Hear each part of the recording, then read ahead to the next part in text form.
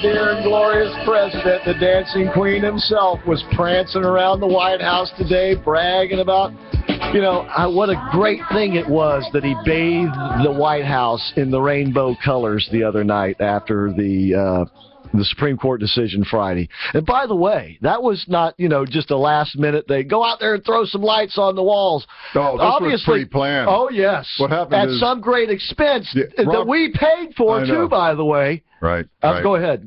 No, I was going to say some of our judges called up early. Say, get the lights out. Yeah, they called up like a month early. Say, go get the lights, the party lights. But, I mean, what a divisive act. As much as, I'm fine with what took place and everything, that's great and all that. But, I mean, the reality of it is there's many people, of religious faith who are, not overly thrilled about how this turned out. No. And why would you do that just to stick this in their face? If you want to celebrate, great. You can build a little house in your castle there and, put lights on it and all that. But you didn't need to go out there and make a show. It's extremely obnoxious. It's like in football. Once you go in the end zone, you always act like you've been there. Yeah, you don't showboat. You drop the football and walk out. That's what he's doing. Mr. Showboat. He is Mr. Showboat. Like I said, Mr. Kardashian, right? Mr. Showboat. He is showboating. Mr. Big Stuff. Mr. Big Stuff was showboating today once again at the White House in this little presser with the president, the socialist president of Brazil, who's probably going to get impeached or run out of Brazil. Maybe she was looking for some residence there in Washington, D.C. Now, did the lights stay on, or was that a one-night preview? It was a one-night thing. One night stand. One night stand, yes. And the president marveled today how great it was to see the people out there, the thousands in front of the White House. And then it was kind of funny because he was speaking in the first tense. It was like, he says, and it felt good to be accepted.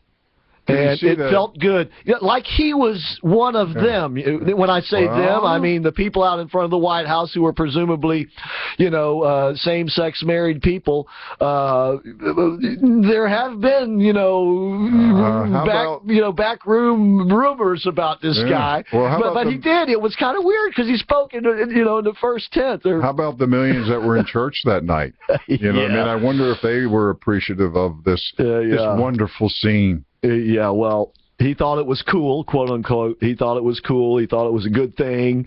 He thought he was sending a message to this. But there really has been a lot of flack. I mean, wherever you turn and go, you hear criticism of this. And again, I thought it was extremely divisive and somewhat cruel because, we're happy. Yes, okay, it went that way. And, each their own, all that story.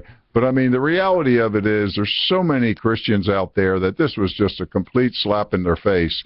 And it's a case that, they're going to have to live with it, and that's the way it is. Yeah. And it will be accepted. And I'm sure most of the good people will act very properly. But there was a group that didn't act very properly, right? Yeah, well, it's... Do we want to talk about the parades? Well, we will get there in a second. But, we speculated on this show, I believe last week, maybe earlier this week, that this decision would cause state legislators now to perhaps sit up and take notice and pass religious privacy laws. And there is a spike in those state legislators around the country for that. But make no mistake, this whole thing about same-sex marriage is not about same-sex marriage. It's about doing away with the Judeo-Christian heritage that our country was founded on. And that's what the attack is all about. It's like our caller Al yesterday said. They could have had everything that they will have under the marriage contract with a civil union contract. Okay? And as a matter of fact, if you want to look back at the history of marriage, I learned this in college when I studied women in politics. I know you study women. The politics part, I'm not sure I get. Right. But the marriage contract began as an ownership contract where the man owned the woman. Okay, so why would your modern-day progressive want to enter into that type of contract? Shouldn't that go the way of, say, the Confederate flag? Right? It's a form of slavery, isn't it? Mm-hmm. All right, that's your marriage contract. It had nothing to do with marriage. Had everything to do with being an attack, a frontal assault, no pun intended, on our Constitution and, more importantly, on the Judeo-Christian heritage. And the attacks go on. By the way, the Supreme Court of Oklahoma has just deemed that a Ten Commandment monument on the Capitol grounds is a religious symbol. Well, I guess so. And must be removed, because it violates the state's constitutional ban on using public property to benefit a religion. You know what? When you read the Ten Commandments, does that really benefit? I mean, they're so perfect on how to live a life. Whether you're a religious person or not. Exactly. If you follow the Ten Commandments, you would bring up great children. You would be great adults. There would be a lot more harmony and peace in the world. Sure enough. But you know what? Hey, let's get rid of it.